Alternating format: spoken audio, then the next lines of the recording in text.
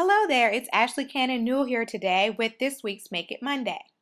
In this video tutorial, I'm sharing how you can use your Papertrey ink pads to create unique backgrounds or designs. And here are the cards that I'll be making. To get started, I just have a few inks I'm going to pull out for the first card. I have Aqua Mist, Harvest Gold, Melonberry, Simply Chartreuse, and I'm also going to use Berry Sorbet.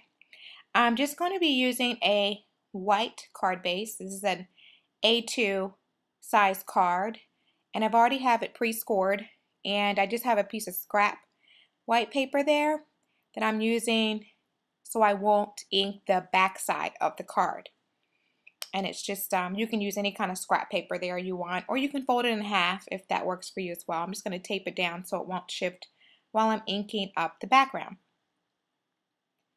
Okay, so I'm going to go ahead and start with Aqua Mist ink, and I love you just want to go in this little kind of like, I'm just going to go in an angle direction, but I love the shape of the Papertrey ink pad, so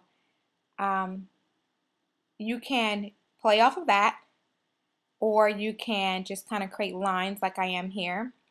I kind of start off on the edge of my scrap paper there to get it started, so I don't have such a rounded ink block on my actual design. So you just want to make sure you have the right level of pressure when you are inking your design.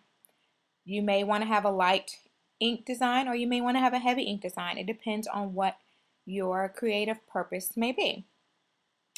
And I'm just kind of creating almost a rainbow effect here using colors and just inking it in. And you can keep going over.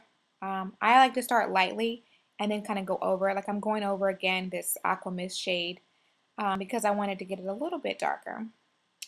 And at the top, since I have some extra here, I'm going to do Berry Sorbet. And you can kind of overlap the colors a little bit. You can alternate colors and just do stripes. Use two different colors, your favorite colors that you like. It's just really up to you. I got this idea because I did this before with Papertrey ink cubes. And you can do the same thing with the ink cubes. You can just kind of dab the cubes and have like little square designs, or just use the ink cubes and have square stripes. So it also works with the ink cubes, not only just with the ink pads. So it's really just about using your creativity, and whether you have Papertrey ink cubes or ink pads, and creating designs with that, as opposed to just stamping it with the inks, or using the ink refills. Just another way you can use your supplies in a unique way. So I have here Scrolling Script and the coordinating matte stat 7 border image, and I have it here on my stamp press, and I'm just going to ink it up and stamp it onto a coordinating matte stack 7 die cut. I already have one pre-die cut from white cardstock.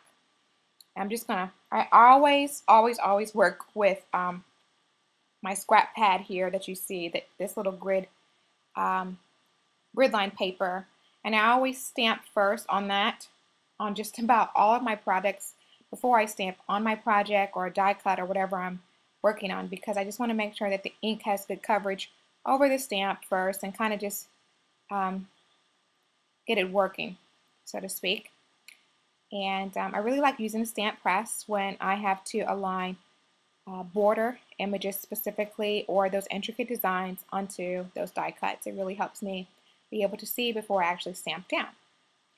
Okay, I'm also going to be using a sentiment from this Scrolling Script stamp set, and this one is the Wish Big one. And I'm going to be inking this one in True Black as well, and testing it out on my scrap paper here. And I know with this particular stamp set and die cuts, die collection, you can either have that little notch there that I have the arrows, that inverted arrows there. You can have them on the top or the bottom, I feel. I think that the sentiments may fit better if you have those inverted arrows on the left and right side versus the top and bottom, but I like to be able to just use it however way that I want. So I just put them on the top and bottom, but you can have them on the left and right as well.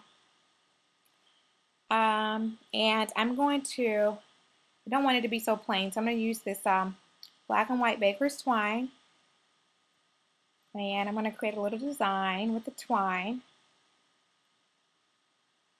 I'm going to double it up and use some glue dots to stick them in place. So I want them to be, the end here to be stuck behind the die cut. So I'm going to start here and then just start looping it around in just a little fun little way. I'm going to kind of position it. But you can see the background here that I inked up, and it kind of looks like a twist on a watercolor type of effect, and also like a crayon effect. Remember, I don't know if you used to color a lot like I used to when I was a little girl, but you could take a Crayola crayon and kind of like just rub it along paper, and it would have this type of effect. So I really like that I'm able to get the same type of look with my ink pads and on cardstock.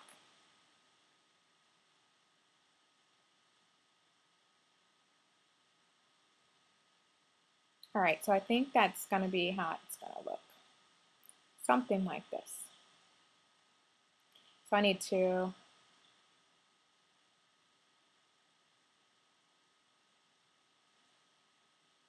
cut the excess off so I don't have too much here, and then I'll stick this in place.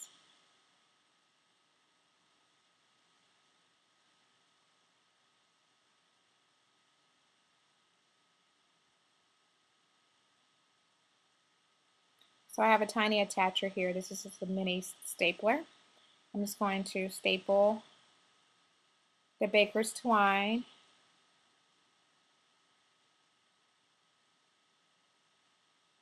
into its final place so I can finish the design.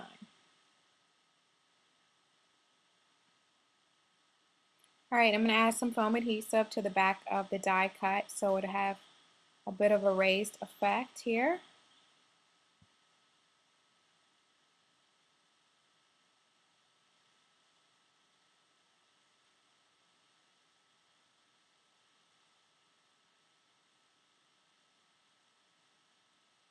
Alright, I'm just going to put it right here in the center of the card. And this is a very simple design, but the background really makes it stand out with that subtle wash of rainbow coloration there.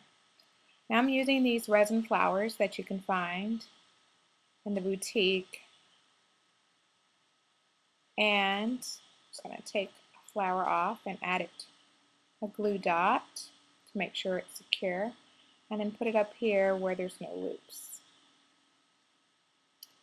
I'm using one of the colors that, of course, that coordinate with the Aqua Mist ink color that I used on the inking background. And so I think it looks a little lonely, so I'm going to also use another flower, and I think I have another color that I use, one that kind of is close to the Simply Chartreuse, this green one here, and a little bit larger, and that'll balance out the weights there.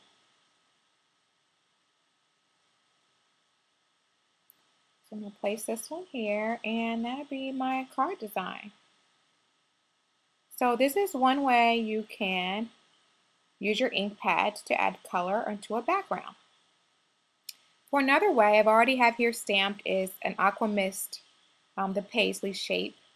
And I'm going to show you how I'm going to use it and couple it with another color to make a circle or a yin and a yang type of design. I just line it up. Now you have to get eye level, probably. You can't see my head here, but my head was pretty much eye level down with the ink pad so I can see where I was lining up the color or slightly overlapping the color a little bit with the Aqua Mist. And you can see here how it doesn't really have any ink in the center. You can add more pressure there, or you can do like I'm doing now and just use your ink pad to shape it and to add color. And it works just perfectly. It depends on how saturated you want your ink to be. If you want it light, you can just add light, but I like how you can almost just stamp with the ink pad to get your own design here with the ink pad shape. You can do the same thing with the ink cube, as I said earlier in the video, and you can have little square shapes. I've done that before on a card a few years ago, and I really love how it turned out. I actually inked onto newsprint, and then I heat embossed over it. So thinking about that card, I am going to heat emboss this rustic wreath around this yin and yang to create this circle type of focal point. So I'm just using my Versamark over here, and what I did just a couple seconds ago was I had a dryer sheet,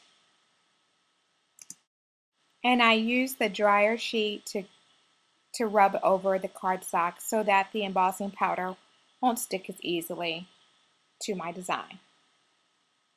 So just stamping the rustic wreath image, and now I'm going to use this filigree gold embossing powder.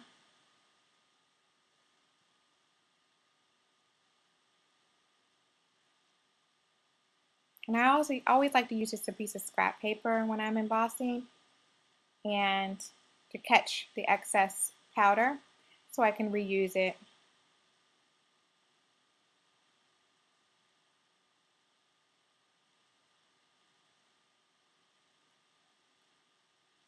Okay, and I just dump it right back in. And I usually wipe whatever is on the rest of the scrap paper on my pants, because I'm usually just working with, and some like work pants, my stamping pants. Now I'm just heat setting it.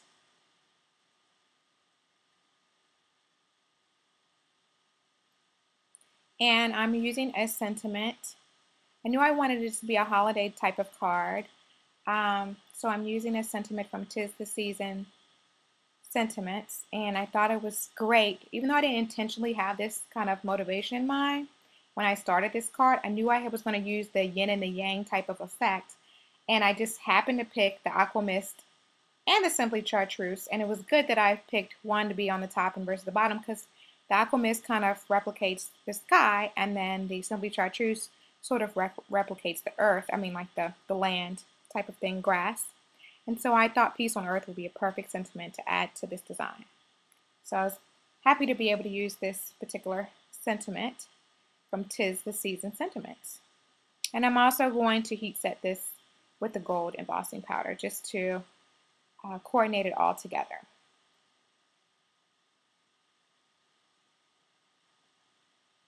But as you can see, this has a very unique effect using the ink pad shapes to create that yin and the yang, and I have that circular rustic wreath image around it that frames it just perfectly. And I've created this whole image just from my ink pads. So just really, sometimes things just really click where you just kind of like, oh, I can create something with supplies that I already have on hand without even really necessarily using stamps as the images, but stamps to finish it off. So I trimmed down that white cardstock there so it would fit into an A2 card front to frame it a little bit, center it.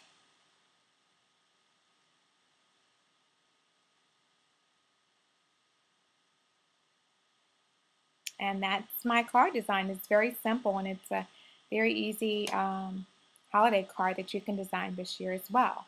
So I've created 2 cards to share with you today on how you can create your ink pad designs. Here's the other card here, the Wish Big card with the background there. So now do I have you looking at those fabulous shaped Papertrey ink pads differently? I sure hope so. I can't wait to see what you can create using your ink pads as well. For Papertrey Ink, I'm Ashley Cannon Newell. Thanks so much for watching. Have a great day. Bye.